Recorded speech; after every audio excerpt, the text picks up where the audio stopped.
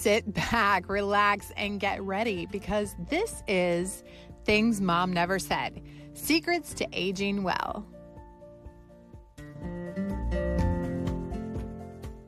Welcome back, listener, to another episode of Things Mom Never Said: Secrets to Aging Well. I am April, and this is my mother, Sherry. Okay. Roll call is done. There we go. Yeah. Done. Now they know. Now you know. And so this program, if you're first time, which I can't imagine because of course you've listened to all the episodes.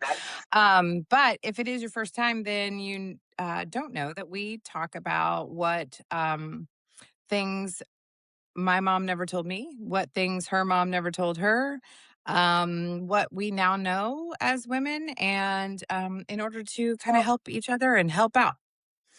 Right. And also things you've never told me, which is okay. I don't need to hear that. True story. There are things that she does not know or need to know. Right. That's between me and my God, as they say. Yeah. Oh, goodness. So this year, season 4 is about transforming and how we as women can transform our lives into maybe what we've always wanted them to be, and or if you're younger, what you want your life to be, or as you're wrapping it up, maybe things you want to finish before you go. Very nice. Yes, Yeah. there are some of those things. Mm-hmm. Yes, there are. So anyway, this week we're going to talk about the beauty and the just super duper high that you get from helping other people. And this topic came about because of a recent, well, I should just say last night, volunteering at an event that was really interesting. And so I got to thinking, like, how does this kind of action or engagement help us to become better people? And what is this all about? And actually, I asked myself a lot about, like, why aren't we doing better as a people, so that we don't have to volunteer to feed others around the world? So anyway, the topic is kind of free flowing and open, and I can just start with what happened last night if you want. I think that's good. All right. So we were invited to be a part of a packing party, as part of a larger organization that is, uh, gosh, I can't remember what it's called. Hope for f- uh Hope for the future, or hope something, I don't know. But anyway, it is a large meal program where they pack meals and send them all over the world to feed children who can't or don't have access to food, which, number one, is like, it's just astounding that we have children who don't have access to food in the world. But it's same thing in your town right now. You probably have some kids who don't have meals. So um, that was the first thing. But when we got there, it was a church was hosting, but there were people from all over the community. So it was like not just that church, not just our church that we were there with, but there were people, there were groups who had t-shirts of their team and like all this stuff, who people had done it before. And so we were kind of like, what's happening? Because the events we've been involved in before were just kind of like, food banks where you pack boxes of food and then they ship those, like, all the canned goods out to one organization. Or you're at a food bank where you're distributing food directly to people. This was totally different. We had to sit down. We had to watch a little thing about safety because we're handling the food, like real food. And so you had to talk, they talked about how you have to wash your hands, you have to put your gloves on, you have to wear your hairnet. Like, we had hairnets on. And I'm like, what are we doing? I had no idea. So very organized. Very organized, because this was actually a satellite event that they were calling it, of a larger organization that has like warehouses all over the world. and have these packing facilities and satellite packing facilities, which is what we were doing. It was insane. So we had 100 people for a 2-hour shift yesterday afternoon. And then after us, an hour and a half later, there were another packing shift. And so this was over 3 days they were doing all of this. And the goal was to pack, like, I don't know how many thousands of meals. And just to kind of like, I'll spoiler alert, we packed over 35,000 meals in 2 hours, which is, and this was kind of crazy, which is a meal a day, one meal a day for 97 children for an entire year. Oh, so Yeah. some very specialized food as well, so it doesn't spoil and blah blah blah. Yes. So Yes. this wasn't a packing event because they're going to move the warehouse. They're Uh, stocking up and getting ready for whatever month they ship that all feeding. out. Yeah. Yeah. Yeah, so the deal was in each of these little packets, they were creating packets, like boiling packets. So where you take the packet and you put it in boiling water or add boiling water and it makes the meal. So in each of those there was rice, soy, um, freeze-dried vegetables, and then some vitamins and other nutrients that were in this each of these little bags, and one bag was like 6 servings, Oh wow. and the bag was literally like, I don't know, 5 inches by seven Okay. inches like Okay. tiny. And it was crazy. They had like everybody, every station, there were people putting the food in the little bags, people taking the bags, sealing them up with like a hot sealer thing. There were people packing those into boxes, and you had to have so many in each box, and like this whole assembly line thing. And Travis and I actually were volunteering at the station where we were filling the giant tubs of rice from these huge bags. I mean, the size of a pallet around and up to like my chin. So probably 4 foot. I don't know how big my head is, but 4'9". I don't know. High. And these giant bags that you had to open, and we had scoops that were, I don't know, probably like 16 inches long and probably 10 inches around, metal scoops that you'd scoop in to get the food. It was crazy. I've never seen anything like it. And tough work. I mean, some people that wouldn't My sound tough, but that is, oh yeah, the weight, because you're probably supposed to get those scoops as full as you can. And Yeah. so then did you put them in the bags or put another vat for people to scoop into the bags? Or? Yeah, so we put the rice when we scooped it out, we put it in kind of like, those catering tubs that you would like wash dishes in or put dirty dishes in, those black Yes, catering tubs. yes, We would fill those. Now they were lined with plastic because it's food to food to food, right, right? right, You right. can't contaminate. So we would fill those, and then runners would take them to each station when they would be out of rice, and they would bring back the empties and we'd refill, and then they'd take them out. So for 2 hours, we went through, Travis and I scooped one entire thing Bag. ourselves, one of those giant bags, scooped all that out. And then we got, well, actually two in total because we did half of another bag and half of another. Like we finished off one when we got there, did a full bag, and then did half of another bag. I mean, literal tons of food. And it was amazing. It was cool because you start to create this community of the people that you're working with.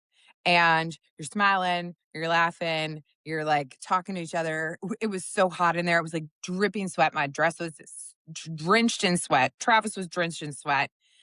At the end, they were all like, "Okay, everybody put your hands up, we're done."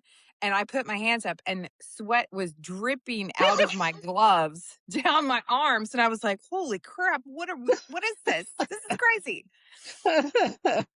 It was insane. I like, it was so hot in that room. There was no air because they can't allow the air in because it'll contaminate the Toxins. food. Yeah. Yeah. Oh my. Yeah, crazy. Will you do it again?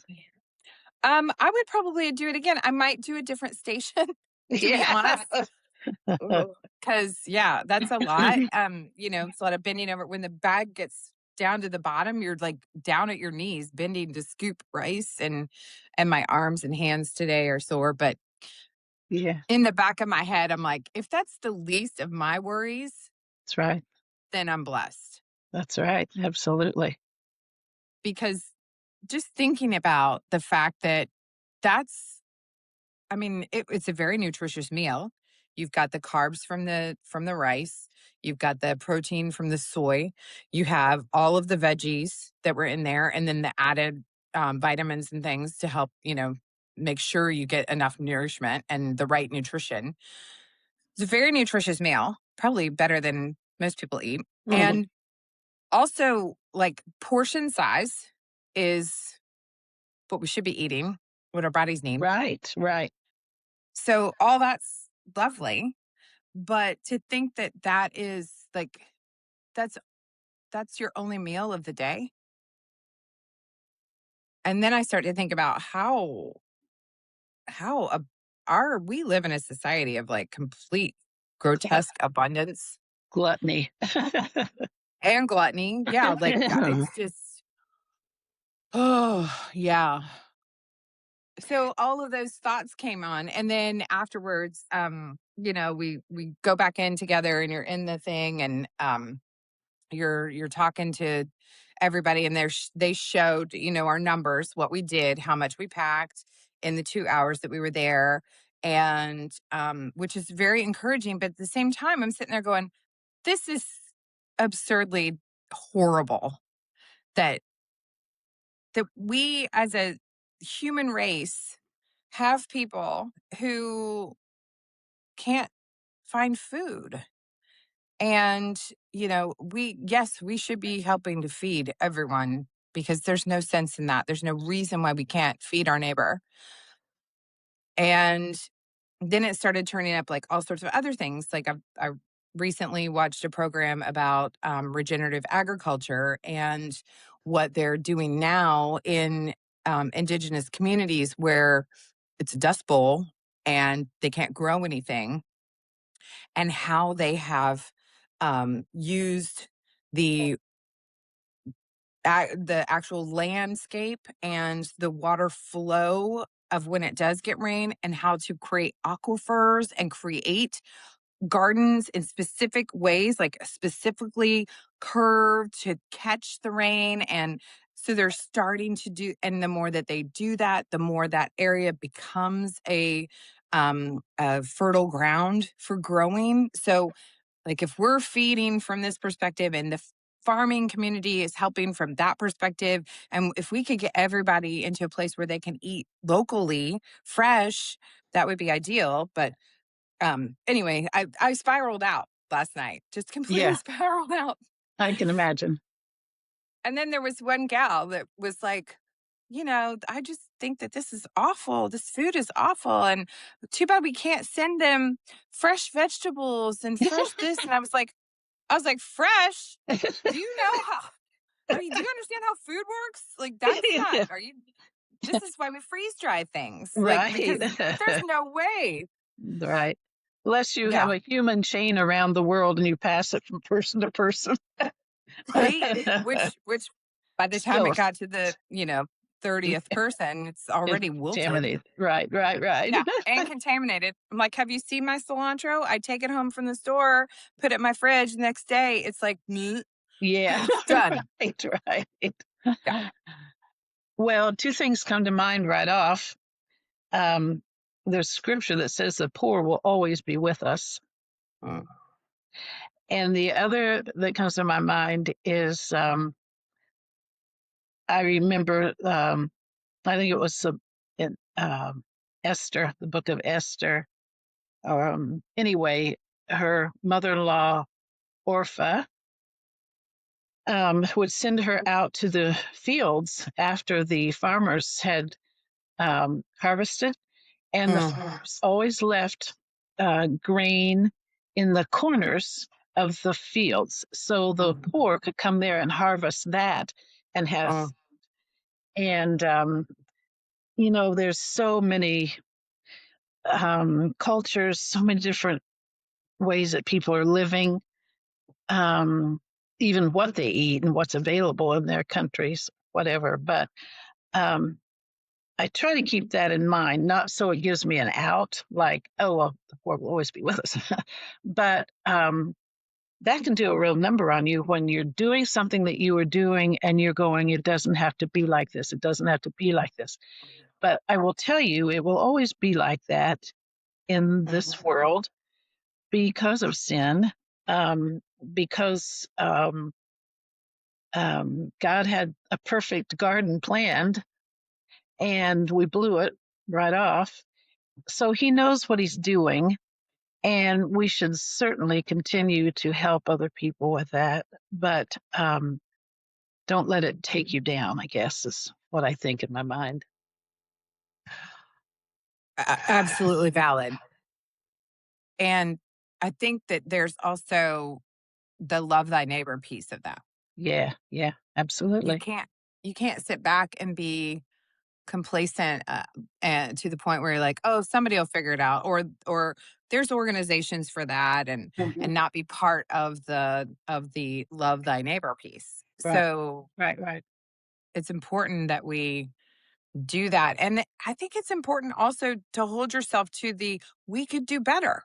Yeah, it is. We It could do is. better. I walked out and there were a bunch of people from our church standing around outside talking and just kind of like blah blah blah and um we were talking about how we we were so sore and so dehydrated by the time we got done from Yeah. all the sweating. And thank God these older people did not do the work that we did. Yes, they couldn't. They could not have done it at all. And thank God they were in the place that they were doing like just the little scoops into the bags. Yeah, yeah. Uh, and then one of the gals was like, "My arthritis." I'm like, "Girl, you have no idea. Walk a mile in my shoes right now." Yeah. Might help her arthritis. Right? Go home and take a CBD. You'll be Yeah, good. yeah. But Oh but I my. yeah, What I an came up and I was like, experience. we're all gonna need Advil and ice tonight, and they're like, "What? What are you talking about?" And I'm like, "Oh, okay. All right. Never Sorry. mind. Didn't realize you were like the dink of the teaspoon of this in the." That's But funny. I said, one of the gals said, I just am astounded by the numbers because it said that what was the stat that they had 1,000 people every 4 seconds die of starvation. Oh my. 1,000 people every 4 seconds. And so she was just like, "Oh, I just didn't even know." And I said, "Yeah, but you know what? W- We did so much." And she was like, "Oh gosh, I can't believe we packed over." I mean, it was like 35,800 and some meals or whatever that we packed. But I said, "Yeah, that's great." And then, here I am like all up in my head about everything. I was like, well, "We could do better. We could do better. We could do more. We could do better." It's just, and they Take all somebody. kind of Yeah, looked at me yeah. like, "Oh, we just did so much." Right. It takes someone with dreams and a vision and um, the heart that you will sacrifice to join up, uh, volunteer, organize, Hmm. probably sacrifice pay.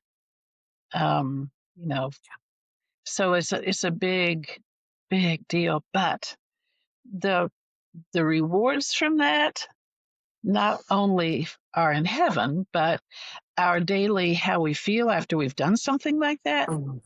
Oh, there's nothing better than just to give out just to help and help and help. And I Mhm. love that. And right now, at the church I'm going to, because I've not been going there very long, I have not dug in, and really uh, gotten active in such Mhm. things. I want to, wants to, but it takes me to go find somebody and say, hey, is there anything I can do here? Because I'm not a part of a Bible study, or Mhm. I don't have kids there involved in things. And um, so I really have to work at it. And recently, as of maybe 2 weeks ago, I thought, that's okay. I'm older. I've done a lot, um, and I wouldn't change any of it, but I don't have to do that now. And then I thought, are you kidding me? No, all the more I got more time, and I still am on my feet and have energy. And it's like, I miss that. I miss the camaraderie, the joking, the talking, the conversation afterwards where you say, wow, we did that. We did that for good of Yeah. people. And I really, really, really miss that. And then I think back about I seem to be volunteering all my life, two and three things at a time. Well, there's a reason for that. I felt like I was accomplishing something, maybe more valued by giving out like that, to help people. All those things, I miss it. I really, really Mhm. miss it. And I think it's something we should all be doing. That doesn't matter how old you are. You can sit in the corner and pray, or hand out paper towels or bottles of water or whatever. Yeah. At the end, they had a thing up on the screen. It's like how you can help us from here. Good. And the Good. number one, the number one thing was pray. Obviously, they were Uh-huh. like, we could always use more prayers. Yeah. The second thing was join another packing party. So they were like, tonight we Like right we after have more that. spaces. Yeah, if you want to come back. I don't think you Um, could do a double shift. I don't think I could handle it. They were talking about they have other opportunities. They'll have other satellites coming up, and there'll be more time to do that. And then they said you can donate. So one meal per person costs 29 cents. Oh,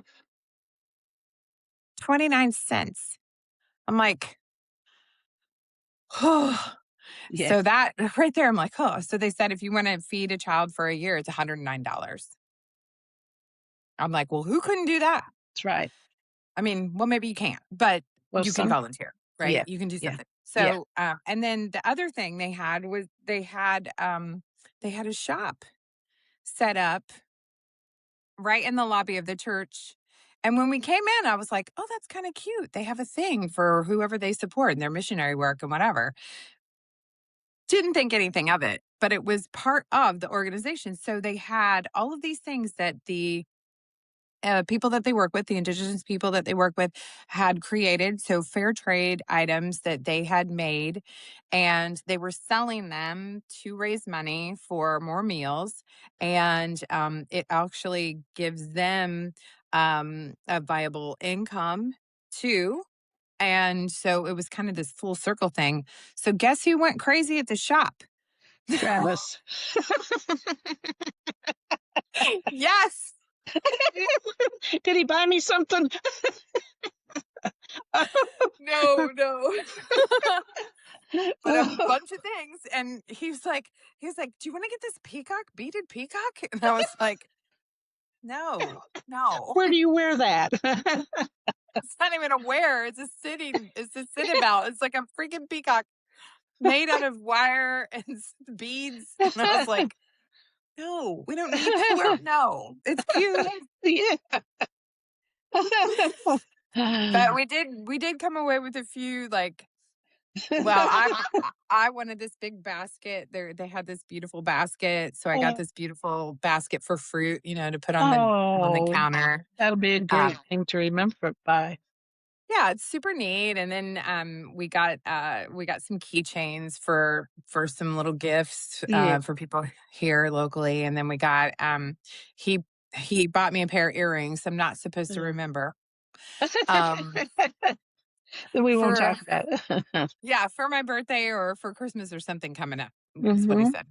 And then we got home and I was like, "Oh my gosh, they're not in the bag. Did you get them?" And he was like, "I I, I don't know what you're talking about." Like it's a like it's gonna be a surprise. So Surprise. you probably won't get them because you probably did forget them. He'll forget where they are by that time. I know. He'll have Tell hidden him to them put in them the in. house somewhere. Yeah, tell him to put them in your dresser drawer in a bag, and he'll Yes. remember. Yes. Just put him there. Oh, gotta love that Oh my kid. gosh. But guess what our total was when we were done? What? $109. Oh, awesome. We fed a kid. Yeah, yeah, that's great. That is Yeah. great. Wow. Hmm. Yeah. It was crazy. But what you were saying about the purpose that it gives you, for volunteering in that way, I mean, that's super huge when it comes to like, especially when you don't have a day to day job. Like if you're retired but a lot of people there last night were retired and older. I mean, our community is made up of that's Right. our norm, but there were also like teams of kids and teenagers and things Good. too. But when you're in that place, you're not working, you don't have a career to like do, or your grandkids are older and you don't have anything to do, like that gives you purpose to volunteer and be a part of the ecosystem of giving. Mm. And when you do, you're right, you get that camaraderie. Like last night there was this tall man, Travis was convinced he was a tennis player because Everybody's a tennis player. everybody is. He was tall and lanky and lean and fit, and he was like, "Oh, tennis player." I'm like, "Of course, of course." Uh, but he was super nice, and we're like, they were playing music because there's a lot going on, but you got to have some fun. Yeah. Um, and so we're singing all these like '70s Uh, songs, and he's coming up, and he's like, "Right on," and and you know what? The truth is, he's probably a shelf stocker at the grocery. could be, could be. I'm telling you, he gets some Helps him out with fresh. the job he was doing. Yeah. Oh, but That but is yeah, neat. so and then there was this like teenage kid that kept coming up, and every time he'd be like, "Thank you," and like hand us the tray. I was like, "You don't have to thank us. We're both here volunteering. You're volunteering too. It's all good."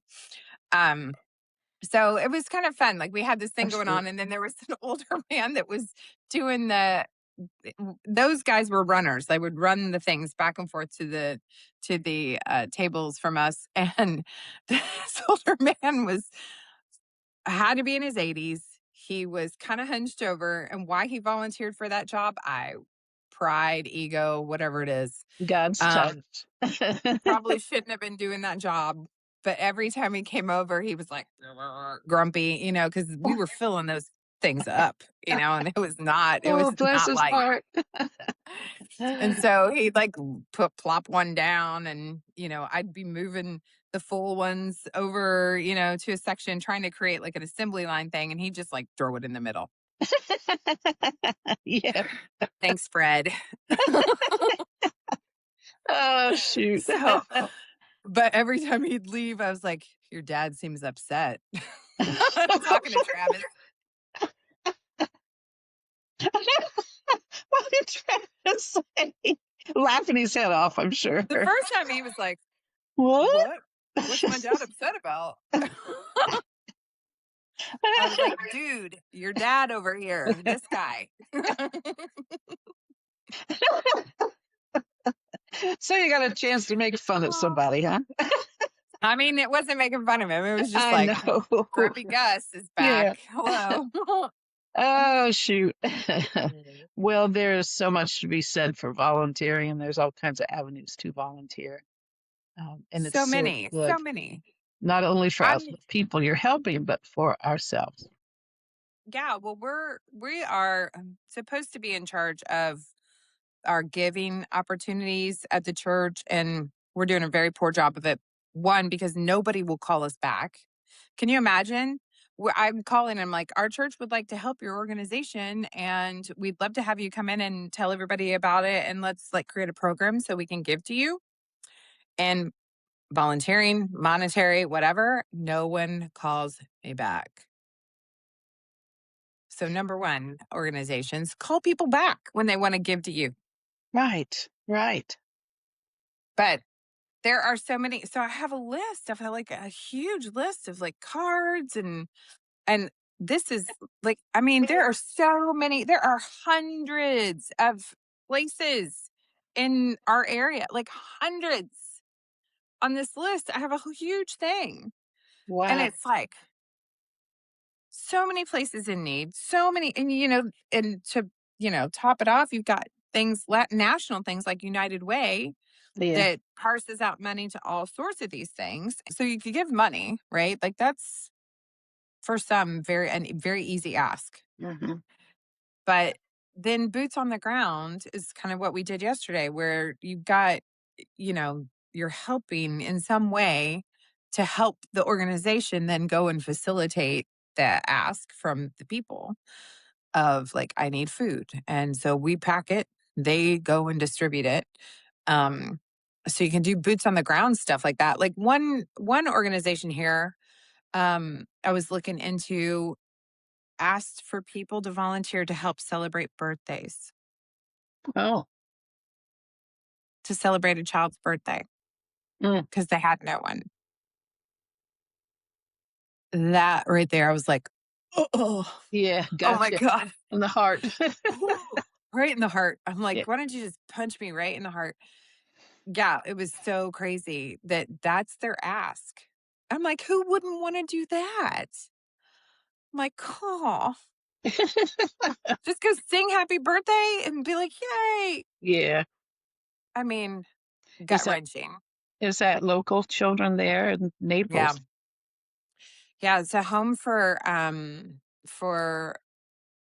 battered women, and who they have little homes. They have little like small homes that they have built and fixed up and let people stay. It's not long-term housing. It's like Right.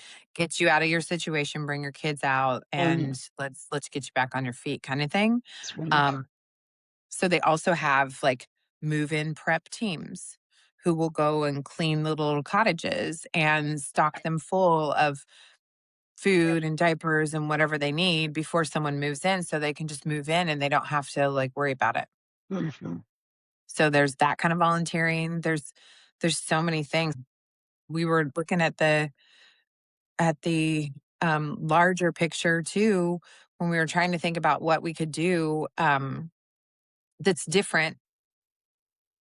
Nature conservancy, like going and picking up trash off the beach or going to a park or a local area that needs help with, you know, cultivating the undergrowth or whatever, like what you did at Eagle Eagle Creek. Creek. Mhm. Yep, that's how we spend most of our time, Hmm. was clearing out an invasive plants. It was really Hmm. That's a big deal because you would clear them out the one year and you'd be back there the next year clearing out It's just as huge. many. It's Hands went huge. down. Yeah. Yeah. Yeah. And that's so important too. And I look at it from this perspective is like we live on this planet. And in order to continue to live on the planet, we need to take care of our planet. Mhm. And also, God made that nature. God gave us that to nurture and to live within and to be a part of. And from that perspective, it's like it is our duty to take care of that, just like anything else, just like taking care of our neighbor. Mhm. We need to take care of our earth and where we are, Mm. our environment. So, doing nature conservancy work is also just as appropriate because that's how we get our air, quite Mhm. frankly. And if Mhm. there are no plants, we have no air. Mhm. We are, we need to help out with that because the more we deplete it, the more we need to backfill it. Hmm. so that we can breathe. Because otherwise, all the carbon isn't sucked into the soil or the plants like it should be. And so then our air changes and we don't have breathable air. Hmm. Welcome to Mars. Yeah, right. That was something I thought of as you were talking about scooping out rice from those large bags. My thought Mhm. was I sat on the back porch of our home when I was married to Wayne the farmer, and he had another farmer that took care of his land. He came through to combine it, and I'm so excited. I'm thinking, oh my gosh, oh, this is so great. And then I'm seeing the dust roll behind it as it goes back and forth like this. And I'm sitting there and I went, I was breathing that stuff in. And Wayne said, I was wondering when it was going to hit you. So he got me bottles of water and I gave it up and watched from inside. But I was so Mhm. excited. But I wondered if that grain in that big bag, the hull stuff from the rice, if it was kind of filtering up at you or on you at all, or had it just really been processed well, clean? No, it was all settled. The only thing that we did a quick check for were bugs, but literally you could get bugs in your rice at the grocery store Right. because that's just how it rolls That's with right. food. But and I have had that happen. I've gotten a bag of rice with some bugs in it before Yeah. and Yeah. chucked it. But yeah, no, it was fine. Rice is a little bit different. Depending upon how they harvest it, and it's all water based, so Yeah. it's Yeah. not dusty. Yeah. Um, Good point. yeah, maybe we should do a whole thing on agriculture because, quite frankly, tilling up the earth is not how we should be farming. That is not a good process. Um, and I know many farmers are trying all kinds of different techniques with that, so that's great. I couldn't help but think of the story your father told me when he worked at Best Ever Dairy in Anderson. Mhm. Uh, they also made cottage cheese, many different Yeah. dairy products, and he would have to go back and stir this big vat of cottage cheese with this big wooden mallet at that time. And he said he could not stand to even think about eating cottage cheese because there's so many bug parts in it. And he would Ew. watch this. So Oh my. anyway, yeah, he never did. He never did eat any cottage cheese. Oh my gosh, that's horrible. That is so Mhm. awful. Yeah, Blah. yeah. Yeah, it's there's something to seeing behind the curtain, as they say, Yeah. of the food industry. And once you've seen too much, Oh, then yeah. you've seen Not too much. That's right. Mhm. Yeah. So anyway, that's the whole thing. But volunteerism, and the whole point of our discussion today is important from the fact of how can we do better as humans to support each other and look in your own community because there are people who are starving in your community, Mhm. guaranteed. This is why we have school lunch programs, Mhm. because children do not have food at home. This is why we have blessings in a backpack where you pack up food and send it home with them for the weekend because they don't have food. Like, that's crazy. And any way you can support that, and help to do better with that is good. But the flip side of it, which we've mentioned a couple times, is the absolute high that you get from, like, volunteering and giving your time. That serotonin release and the joy of all of that and the excitement and the fun and the, like, that's really good for you, for your mental health, for your emotional health. And I mean, I guess it's good for physical health, but I feel like I had a 2-hour workout last night, Yeah, just my sure. arms and upper body. It's like crazy. Right, right. Um, but it's good for you. It's good for you to, like, be in that moment and for many different reasons. It So yeah. it made me think of the blue zone and the fact that those steps, that things that they do, not intentionally really, but things that they Mhm, do that have paid off in their long life. I imagine many of them are out socializing, giving mhm. some way, helping in some way because it is so satisfying. And maybe that's another blessing that God has given us, the results, things that we feel by giving and helping. There's absolutely no doubt that that is a gift, and yes, centenarians and part of the Blue Zones. One of the key pillars of the Blue Zones ideology of how you live longer is a helper's high to volunteer. So that is definitely one of the things that helps and leads to longevity in those communities with living longer and better. So yeah, it is. We're all in it together, like we can help each other, and it's good for you. Mm, Just the feeling you get by doing it is good right. for you. That's right. Hmm. Yeah. So anyway, I encourage everyone to volunteer because that's part of that. How can we transform our lives? Well, it's super transformative to be a part of something so magical as to feed 97 children a meal a day for a year. Like that doesn't seem like a lot, but when you sit back and think about all that that is, it's 365 meals for one child, and you've just done that for 97 of Mm. them. Like, that's so rewarding. The name of the organization, was it Hope International, or do you know? Something like that. It was Okay. something like, gosh, I wish I would have taken better care at that. I will put that into the podcast notes That would be good. so that you can see who it was, what they do, how to be a part of it, how to maybe get a packing event, a satellite packing event in your community, because that could be really large and make a huge impact. Hmm. So I'll find it and put it in the podcast Okay, notes. that sounds good. Mhm. All right. Any last thoughts or words of wisdom you want to share? Um, it just, what a wonderful opportunity, Mhm. and we should all be looking for those opportunities Mhm. instead of Yeah. sitting on our telephones playing games. Hello. Yeah, so many hours a day, which we will So be many. doing. I know, like 1 hour, but Sure. Sure. I, Oh my gosh. Yeah. No, I think that that's yeah, we need to rethink, you know, how yeah. we're spending our time and um what could we do, because my thought is we can do better Mm.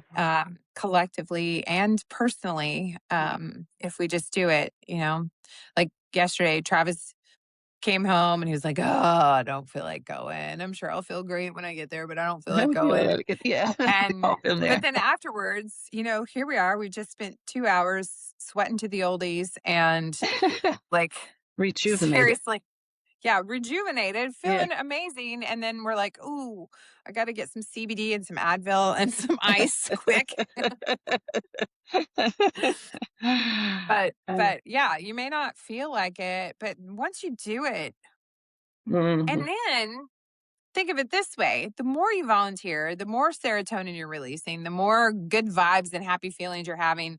It's going to be addictive. You're going to be Yeah, like the serial volunteer gal. And yeah, I think that's what we have, a couple of those in our church who are just like, let's all do it. Rah, rah, rah. And I'm like, yeah, that's great, but I have a job.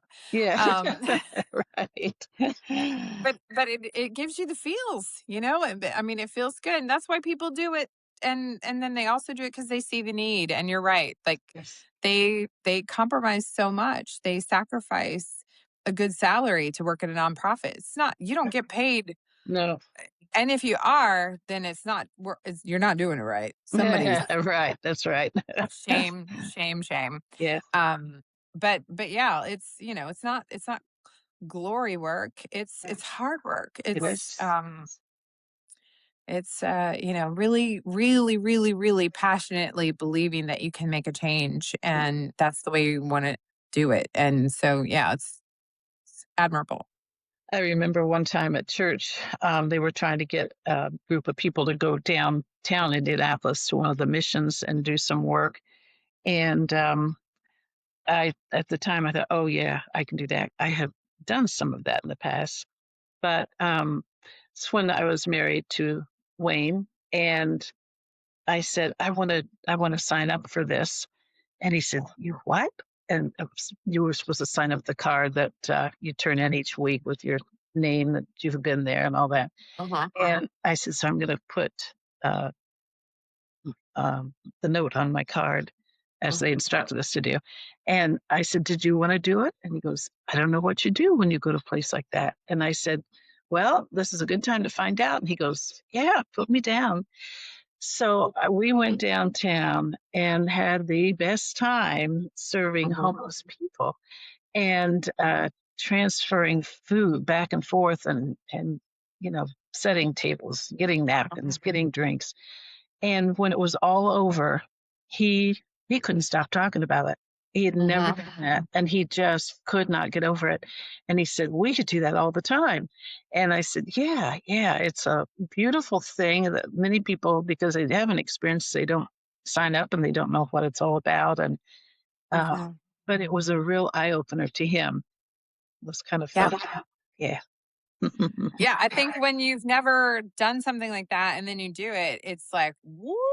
Yeah. Yeah. Travis kept saying last night, he was like, "I wish we would have done this with Tanner." But yeah, once you get the bug, once you see how it impacts people Hmm. and, it just yeah, Hmm. It's great. Well, it's thanks for good. sharing all that with us. Yeah, well, hopefully it'll encourage everybody to kinda find their charity of choice or Yeah. organization that they want to volunteer with, and like I said, it doesn't have to be anything with people. You could volunteer to help nature and work at, you know, a local park or with a cleanup organization or whatever, it all helps in the end. It Mhm. really does. Mhm. It does. All right, go out there and be better people. Let's do Yeah. it. Yeah. Do it. All right, so we'll see you on the flip side, people. Ciao. Ciao, baby. Thanks for joining us. We hope to see you again next time for Things Mom Never Said, Secrets to Aging Well. We'll be back, so set your calendars, set your alarms, get ready, get set, follow, subscribe, and don't miss a beat.